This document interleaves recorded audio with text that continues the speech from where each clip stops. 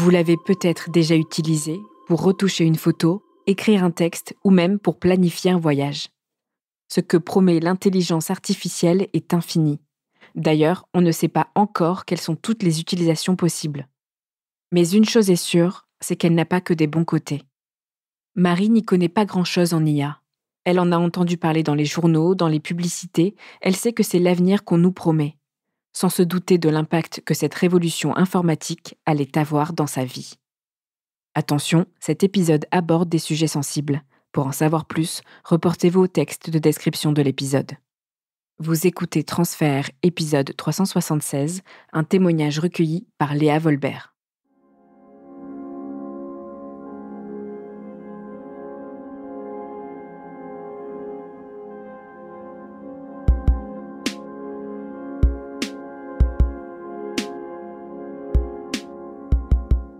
En 2017, j'ai 23 ans et je commence mon stage dans une entreprise de chasseurs de tête. Et je suis un peu stressée parce que c'est vraiment ma première expérience professionnelle et c'est un secteur d'activité qui m'intéresse beaucoup, mais que je sais très pressurisant. Quand on arrive, il y a un espèce de tour de table où chaque personne vient se présenter et je rencontre du coup mes 17 collègues, dont Julien, qui est peut-être le plus rassurant, le plus sympathique, qui vient le premier vers moi. Il se détache des autres, il se lève et il vient me rencontrer pour qu'on aille discuter dans la cuisine. Mais c'est quelque chose qui se fait dans l'entreprise. C'est-à-dire qu'on fait un tour de table où tout le monde se présente et donne son secteur d'activité. Et puis chaque personne vient vers le nouveau ou la nouvelle pour prendre un moment et se présenter. Ça permet de casser un peu cette barrière qu'on a quand on vient de rentrer dans une entreprise. Ça crée du lien en fait dès le début. Et c'est le premier à le faire. C'est le premier à le faire avec tout le monde. Donc il m'explique qu'il va m'aider, que ça va bien se passer. Il est hyper rassurant. Et tout de suite, je me dis que je vais hyper bien m'entendre avec lui parce qu'on a des valeurs communes. Il est très direct. C'est un Niçois qui est à Montpellier depuis peut-être 1 an. Il a rejoint sa petite amie et malheureusement, ils se sont séparés. Donc il me raconte qu'il vient de se séparer et donc je me prends d'attachement pour lui parce que ça me fait un peu de la peine. Physiquement, c'est quelqu'un de grand, de très classe, un peu le stéréotype niçois, donc en costume, avec des jolies chaussures, des belles affaires, de marque. C'est quelqu'un qui a l'air d'avoir les moyens et d'être hyper à l'aise en société ou dans l'entreprise. On dirait un commercial vraiment déjà très aguerri, alors que moi je viens de commencer, je suis assez réservée, je connais pas du tout le monde de l'entreprise, et lui c'est un peu pas le gourou, mais la personne qui maîtrise quoi. Très rapidement, les relations dans l'entreprise dépassent la vie professionnelle, parce qu'on est tous très jeunes, donc on sort beaucoup, et lui il est toujours à l'origine des événements qu'on fait après le travail. C'est lui qui va nous proposer d'aller boire une bière, c'est lui qui va nous proposer d'aller chez lui faire une soirée raclette. Moi, j'apprécie beaucoup être en sa compagnie. Il s'avère qu'on est très proches, mais c'est vraiment une relation amicale. Il n'y a aucune ambiguïté. Il m'a même dit que je ne suis pas du tout son style de femme. Il a 5 ans de plus que moi et nous, on a une relation qui est un peu plus aboutie que celle qu'il peut avoir avec mes autres collègues, même si globalement tout le monde est assez proche, parce que ça peut nous arriver d'aller fumer une clope que tous les deux, ou qu'il capte, alors que d'autres ne le voient pas, que ça va pas, et il vient à moi pour qu'on puisse descendre souffler un coup, et ça ouvre une porte à se confier beaucoup plus facilement avec lui qu'avec d'autres personnes. Il connaît des choses de ma vie privée que d'autres collègues ne connaissent pas. Et il est hyper bienveillant. Et comme il est un peu plus âgé que moi, il a cette espèce de maturité que je ne vais pas retrouver chez tout le monde. Et donc, il est pertinent dans les conseils qu'il nous donne. En fait, quand tu es avec lui, il ne va pas être concentré sur autre chose, donc il va te donner 100% de son attention, ça donne envie de se confier. Il ne va pas être sur son téléphone, il ne va pas être sur son ordinateur, et du coup, tu as envie de te livrer à lui. Parce que je ne suis pas la seule à être dans cette situation, à le trouver inspirant, à le trouver rassurant. Tous mes collègues ont à peu près le même relationnel avec lui, même si je pense que j'ai un relationnel particulier et qui m'apprécie plus que les autres. Très vite, il évolue en termes de poste et il devient mon manager. Et c'est un peu gênant parce qu'on a une relation particulière et que quand on est amis et qu'on bascule sur une partie manager-manager, la relation change. Et moi, je sens que la relation change parce qu'il prend une position beaucoup plus, pas dure, mais il change sa façon de parler quand on n'est que tous les deux sur un point managérial et quand on n'est que tous les deux pour fumer une clope.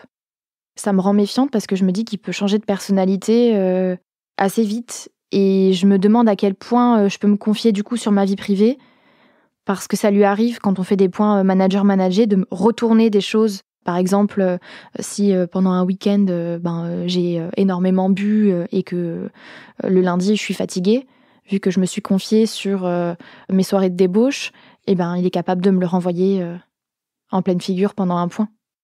Je saurais pas l'expliquer, mais je continue de me confier à lui parce qu'il a réussi, malgré ça, à garder cette relation de proximité avec moi.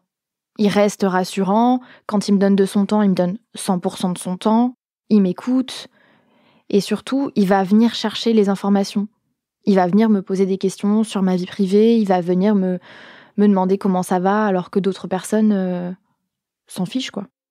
Lui ne se livre pas trop sur sa vie privée. J'ai très peu d'informations sur lui quand j'y réfléchis. Je sais qu'il est arrivé à Montpellier il y a peut-être 1 an et demi. Je sais qu'il est venu pour une femme et que la relation n'a pas marché. Mais j'en sais pas plus. Je sais pas s'il voit quelqu'un. Je sais pas comment il se sent dans l'entreprise. Et à cet instant-là, notre relation, elle est plutôt déséquilibrée. C'est-à-dire qu'il a énormément d'informations sur moi et moi, j'en ai quand même assez peu sur lui.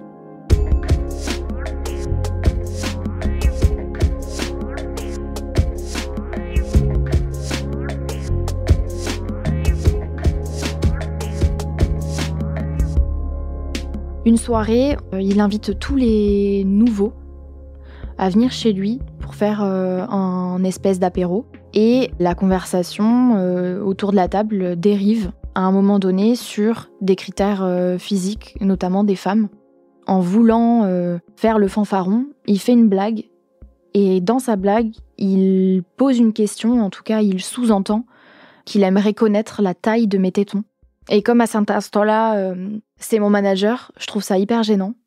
Et je me braque, je réponds pas forcément à la question, parce qu'en plus, je me sens mal à l'aise, tout le monde me regarde, c'était censé être une blague, mais personne ne rigole.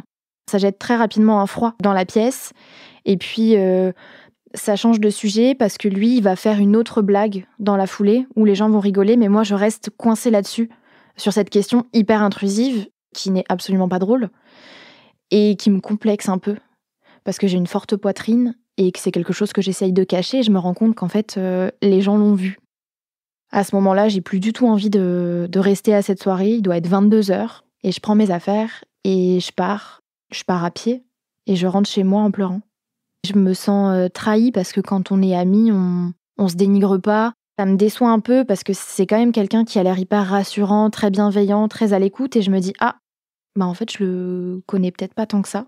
Et quand je rentre chez moi, personne ne m'écrit, personne ne me demande pourquoi je suis rentrée aussitôt, même pas lui. Le lendemain, avant d'aller au travail, j'ai une boule au ventre, et je raconte cet épisode à mon conjoint, qui me propose de l'attendre en bas du bureau pour lui expliquer que ce qu'il a fait, ça se fait pas. Je pense pas qu'il voulait discuter avec lui, pour être honnête. Je le défends parce que j'explique que c'est peut-être moi qui ai mal interprété la blague et qui en fait souvent des caisses. Je suis un peu mélodramatique. Je lui demande de pas venir.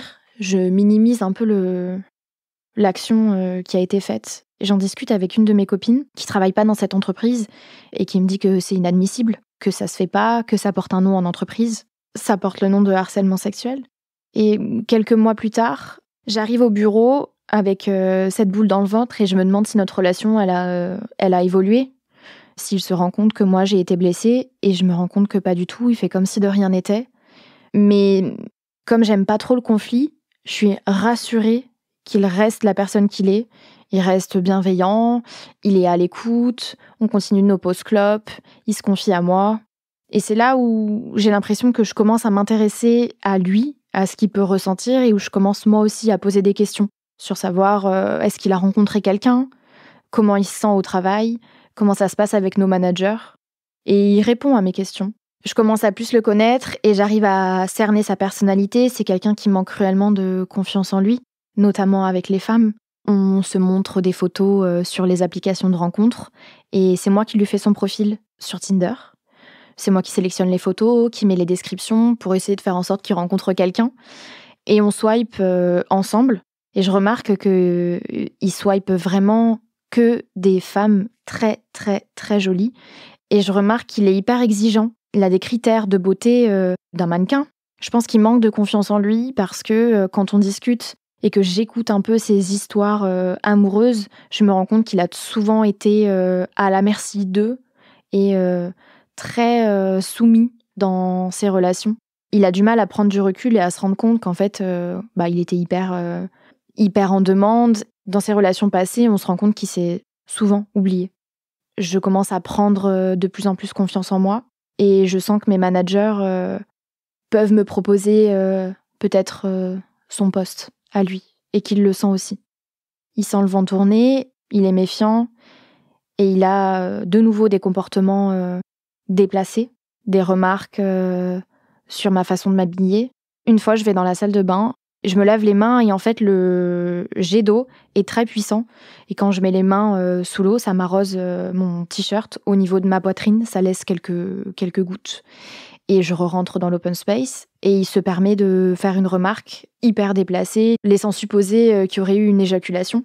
C'est sa manager, donc ma N+2, qui intervient et qui lui dit que ce genre de remarque porte un nom en entreprise. Et elle dit pas les termes harcèlement sexuel, juste elle le menace. Et là, par contre, devant tout le monde, j'ai le droit à des excuses. Et puis, il me demande d'aller dans la cuisine. Et là, il m'explique que c'est pas du tout déplacé. Selon lui, c'est une blague. Et qu'on est très amis et qu'on a le droit de faire ce genre de blague. Je lui réponds que je comprends et qu'il n'y a pas de souci. Ça reste quelqu'un en qui j'ai confiance, c'est mon manager. Il m'a porté sur beaucoup de sujets. Et il répond toujours présent quand j'ai besoin. Donc, je peux lui pardonner cette petite incartade. Je pense que ça fait partie de mon trait de personnalité. Je vais être blessée, mais je vais pas avoir envie d'en vouloir à la personne qui m'a blessée. Je vais avoir envie de laisser le bénéfice du doute ou le droit à l'erreur. Je pardonne très vite. Il est très bon pour deviner la personnalité de quelqu'un. Et d'ailleurs, c'est notre job. Et il est bon dans son job. On est en compétition professionnellement, mais c'est sous-entendu, c'est-à-dire que personne ne se le dit. Et puis, il a une opportunité de prendre la direction d'une autre de nos antennes dans l'Est de la France. Et je suis hyper contente pour lui. Il m'explique qu'on va rester en contact parce qu'on reste dans la même entreprise, que ça va être une super opportunité pour moi. On fait son pot de départ. Je suis hyper triste parce que, effectivement, je perds mon point de repère dans l'entreprise. Ça fait 5 ans qu'on travaille ensemble et je sais pas comment ça va se passer. Je vais changer de manager. Donc il s'en va et on se voit 1 à 2 fois par an à des événements professionnels. Et un jour, il m'appelle pour me dire qu'il a rencontré quelqu'un. Elle s'appelle Sonia. Quelques mois plus tard, il m'appelle et il me dit qu'il a une opportunité professionnelle dans une entreprise concurrente dans le sud de la France, ce qui lui permettrait de rentrer à Montpellier. Et il me demande ce que j'en pense. Égoïstement, je pense que c'est une bonne idée, parce qu'au moins, il sera de nouveau à Montpellier, et c'est mon ami. Dans le même temps, il m'annonce qu'il s'est séparé de Sonia. Ils ont dû rester ensemble quelques mois, peut-être 1 année. Il me dit pas forcément pour quelles raisons ils se sont séparés, et j'arrive pas à obtenir l'information. Lui, il me dit que c'est lui qui l'a quitté parce que ils s'entendaient plus. Je m'attarde pas dessus et je passe à autre chose.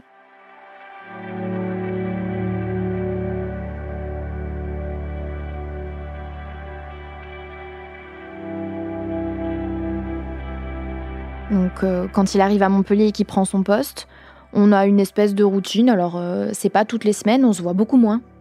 Mais ça nous arrive d'aller boire une bière ensemble. Un jour, je reçois un appel professionnel de Sonia qui m'explique qu'elle aimerait beaucoup descendre dans le sud. Elle sait que je dois recruter quelqu'un dans mon équipe et elle aimerait faire partie de mon équipe.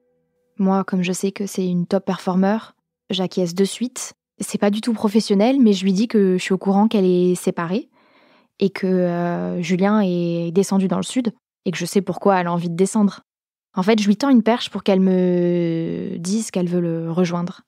Et là, elle m'explique qu'ils sont en super bons termes, que ça se passe hyper bien, qu'ils sont amis et qu'elle descend pas du tout pour lui, mais qu'effectivement, il l'a inspirée dans son choix de descendre. Ça doit être 4 mois après leur séparation, pas plus. Donc moi, je garde cette idée en tête. Je reste persuadée qu'elle descend pour lui. Et d'ailleurs, quand elle arrive et qu'elle a une galère avec son appartement, c'est chez lui qu'elle décide de loger. Sonia, elle est arrivée en mai. Elle intègre l'entreprise et au mois d'août, quand l'activité n'est pas au rendez-vous, en fait, on se permet d'avoir des discussions qui n'ont rien à voir avec le pro. Et là, on parlait des relations amicales entre ex. Et je la prends à partie. Je lui dis qu'elle a vraiment trop de chance de s'entendre hyper bien avec son ex. Sauf qu'elle réagit pas du tout à la positive. Elle se braque. Elle a les larmes dans les yeux. Elle m'envoie limite chier en me disant que Julien est un gros con et que on ne doit plus en parler, que ça se passe pas bien du tout. Je saurais pas comment l'expliquer, mais d'instinct, je lui demande si il s'est passé quelque chose. Elle me dit que oui. Je vois sa gestuelle. Elle est fermée. Elle se fait un câlin à elle-même avec ses bras. Elle est recroquevillée. On dirait qu'elle a honte. Donc, je lui pose la question si ça a un rapport avec quelque chose de sexuel. Quand elle me répond oui, je stresse un peu. J'essaye de creuser le sujet. Je lui demande si ça la concerne, elle. Et à ce moment-là, elle me dit pas vraiment. Et je lui demande si la police pourrait intervenir, si c'est grave. Et elle m'explique que oui. D'un côté, je la crois. Et d'un autre côté, je me dis que depuis qu'elle est arrivée, elle est quand même spéciale. Elle est drama queen. Je mets quand même en doute sa parole.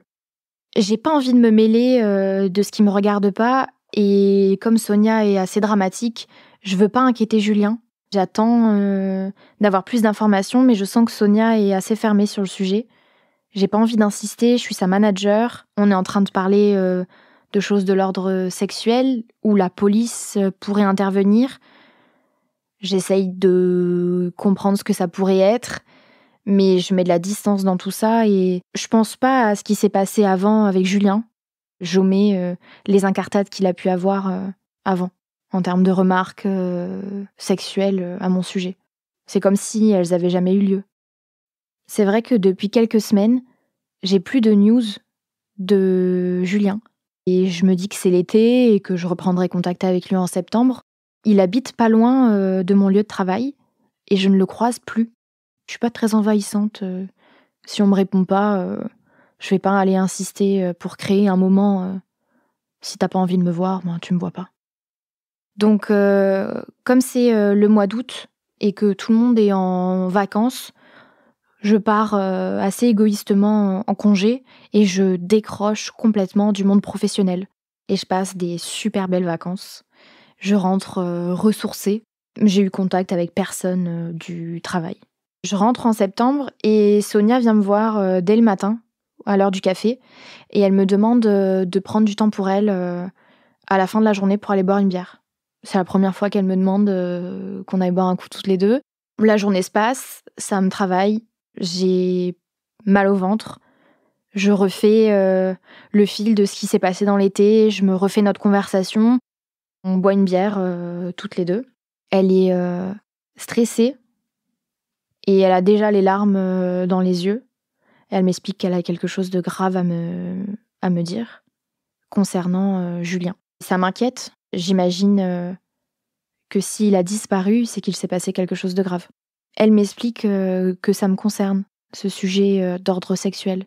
Elle sort son téléphone et elle m'explique que quand elle était en télétravail chez Julien, elle a eu besoin de prendre une photo de son ordinateur. Son téléphone n'avait plus de batterie, donc elle prend l'iPad de Julien qui était sur la table du salon et qui était déverrouillé.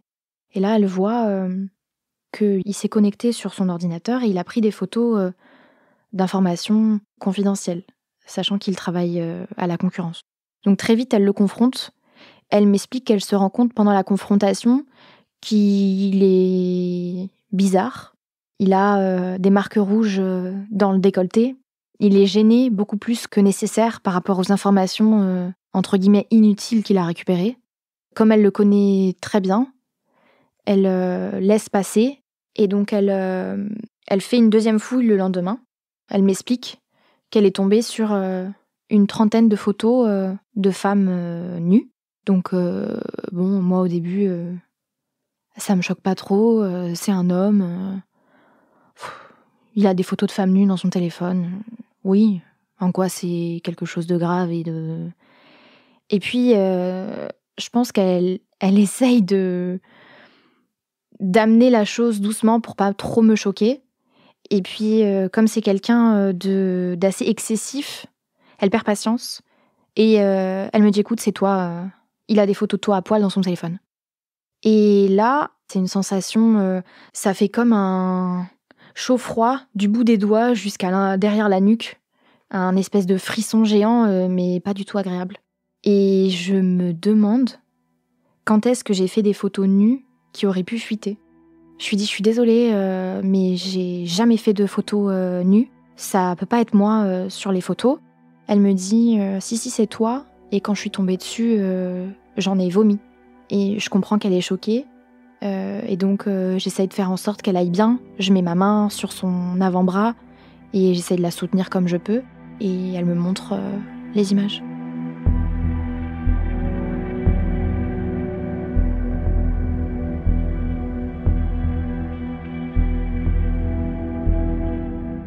Comment c'est possible qu'il ait des photos de moi nue ? Je me reconnais sur les photos, j'ai l'impression que je les ai prises et je reconnais mon corps. Et je me dis, waouh, c'est une application qui a réussi à m'enlever mes vêtements et pas à retoucher la photo. Je vois ces photos de moi et je pense que c'est moi.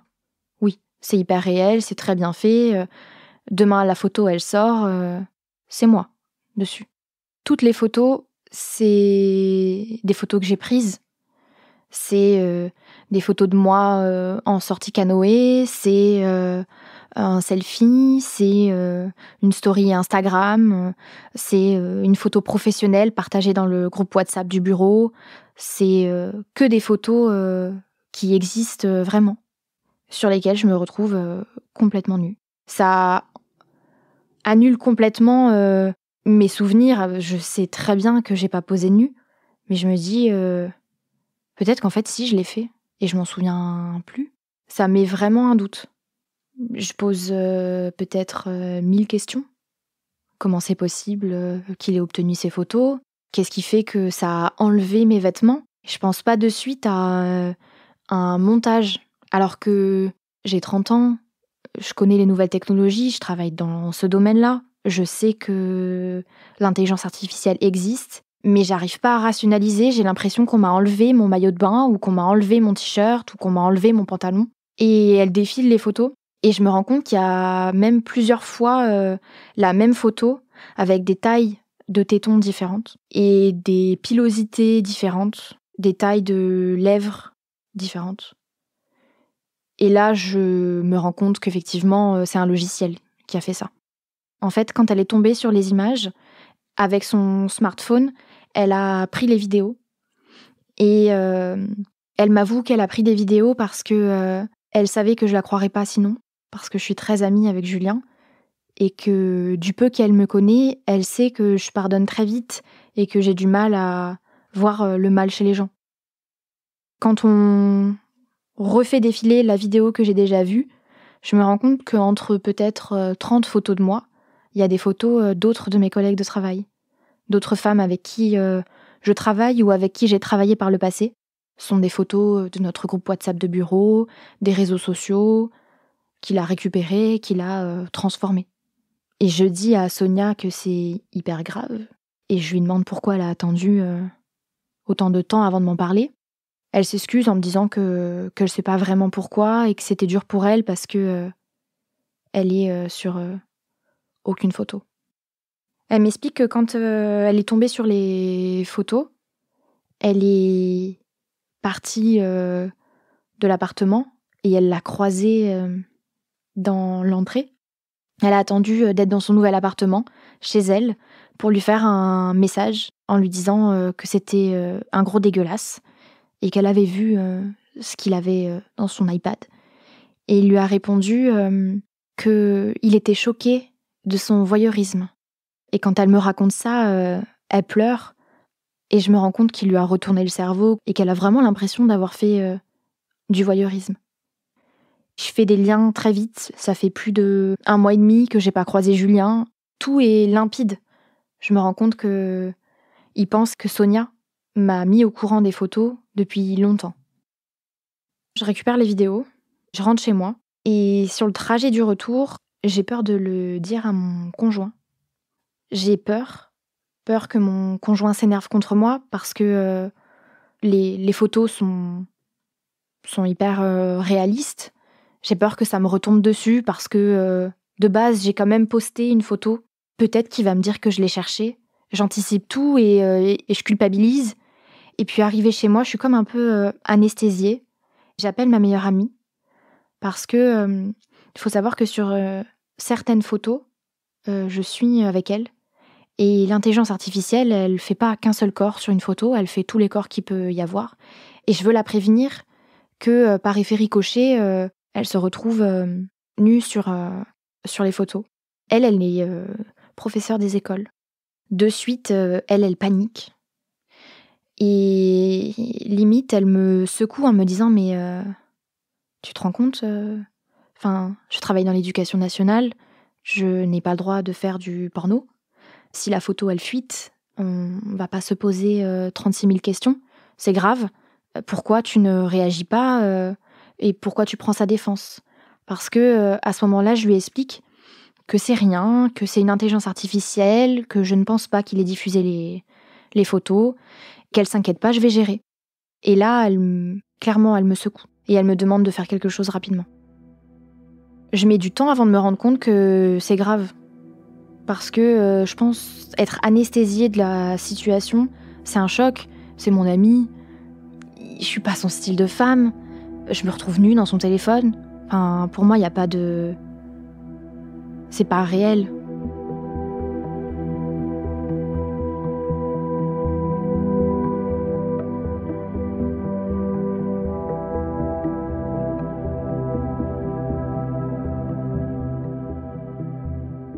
Et puis la nuit passe et le lendemain, je décide d'agir. Donc je contacte toutes les femmes que je connais, puisque je travaille ou j'ai travaillé avec elles, pour aller les voir et leur montrer la vidéo. Elles sont hyper énervées, elles l'insultent. C'est pas leur amie, donc je pense qu'elles ont moins de compassion. Elles sont dans l'agressivité, dans le dégoût. Elles sont pas sympas du tout. Elles proposent plein d'idées farfelues. Aller chez lui, lui subtiliser son ordinateur, y aller avec nos maris et nos conjoints pour lui faire peur, le menacer, contacter sa DRH. J'ai l'impression que je suis la seule à prendre sa défense et à essayer de trouver des solutions plus sympas. Je leur explique que c'est hors de question. On va pas bousiller sa vie pour quelques photos. Et je minimise encore la chose. Par contre, j'ai peur. Et j'ai peur qu'elle soit diffusée, que ça joue sur mon image professionnelle et même personnelle, parce que la photo, elle est tellement bien faite que si elle sort, le mal y sera déjà fait. Je pourrais dire que c'est un montage, mais c'est tellement réaliste que ce serait déjà diffusé. Et on décide de porter plainte. On va au commissariat, on y va hyper tôt. La personne qui me reçoit veut qu'une seule personne dans son bureau. Je suis assez rassurée parce que c'est une femme qui me reçoit. Elle est assez sympathique. Elle me demande ce qui se passe et je lui explique la situation et j'aimerais porter plainte.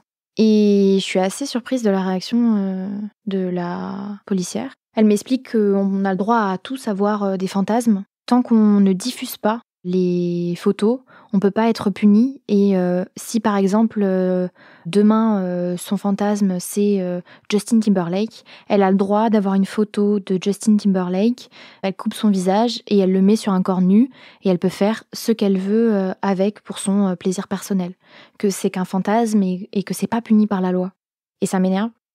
J'attends qu'on me dise qu'on peut le convoquer, l'entendre, qui vienne se justifier, pas devant moi, mais devant les autorités, et surtout qu'on subtilise tous ces appareils électroniques et que la police supprime les images de moi, mes collègues et mes amis de tous ces smartphones, ordinateurs portables, iPad, qu'on vienne un peu à ma rescousse et qu'on protège mon image. Je contacte toujours pas Julien. Je veux pas qu'il sache qu'on est au courant. Je veux pas le confronter, je veux pas qu'il se justifie. J'ai pas envie d'entendre parce qu'il n'y a pas d'explication. En tout cas, il n'y a rien qui est entendable pour moi. C'est un ami, il m'a trahi, il a porté atteinte à ma vertu, et je veux pas lui laisser l'opportunité de s'excuser. C'est pas du tout le moment. Et je me décide à lui faire un message. Salut Julien, j'ai appris pour les photos, je porte pas de jugement. Par contre, ça m'embête que ce genre de photos existe de moi et de mes collègues amis. Peux-tu, s'il te plaît, m'assurer que tu vas les supprimer ? Dans les secondes, il me répond. Salut Marie, je t'assure que tout est supprimé. Tu as le droit de me juger. Je le comprends parfaitement. Je sais que tu me détestes et que tu ne souhaites plus jamais me parler, c'est normal. Je voulais simplement te dire que je n'ai jamais voulu te faire de mal après toutes ces années d'amitié. Tu m'as soutenue durant tout ce temps et je n'ai pas respecté cela. Je te souhaite beaucoup de bonheur dans ta vie, tu es une belle personne, tu le mérites. Quand je reçois ce message, je panique un peu parce que j'ai peur qu'il ait trop de peine et qu'il fasse une grosse connerie. Parce que je le connais, je sais qu'il est fragile, qu'il n'a pas confiance en lui, que c'est une façade. Un peu pour le protéger, je lui réponds « Je ne te déteste pas, j'espère sincèrement que toi aussi tu pourras trouver le bonheur. Je t'ai enlevé de nos groupes et bloqué des réseaux dès que j'ai vu les images étant sous le choc. J'aurais certainement dû écrire ce message avant de le faire pour faire les choses dans l'ordre. Bonne continuation à toi. » Ma réaction, elle est clairement soft. Déjà, c'est pas mon style d'accabler plus que ça les gens. Et j'ai pas envie d'avoir quelque chose sur la conscience. Et je pense avoir mis mon énervement plutôt sur autre chose. Je trouve ça inadmissible qu'on puisse faire ce genre de montage aussi facilement, que ça soit pas puni par la loi. N'importe qui peut avoir accès à l'application et il n'y a pas de règles. Enfin, j'ai une 30aine d'années, donc sur les photos, je suis déjà une femme. Mais on peut modifier le corps d'une gosse de 12 ans sans trop de difficultés. Et c'est plutôt sur ça que j'ai posé mon énervement. J'arrive pas à lui en vouloir parce que je fais pas le deuil de notre amitié et je sais pas expliquer pourquoi je pardonne aussi vite. On le voit plus, alors qu'il habite en face. Plus aucun de nos collègues de travail ne le croise, ni au bar en bas du travail, où il était tout le temps, ni à la supérette. C'est comme s'il avait disparu. Sauf qu'il travaille toujours dans une entreprise concurrente. On entend parler de lui par nos clients, et il tente des espèces de contacts. Il demande aux clients de dire qu'ils viennent de sa part. Il me fait un peu de la peine.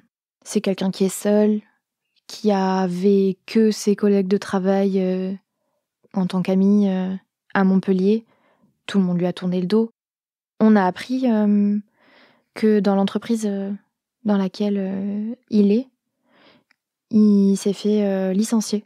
Des informations que j'ai eues, il y a eu des problèmes de management et c'est les personnes qu'il manageait qui ont demandé à ce qu'il soit licencié. J'espère qu'il n'a pas recommencé et j'ai toujours un petit doute. Comme dans notre relation, à chaque fois qu'il a dérapé, il s'est excusé, mais j'ai eu quand même après des espèces de récidives et à chaque fois sur un degré plus dark, ça m'étonnerait pas qu'il ait recommencé. Et s'il revenait vers moi maintenant en s'excusant, je pense sincèrement que je serais capable de pardonner.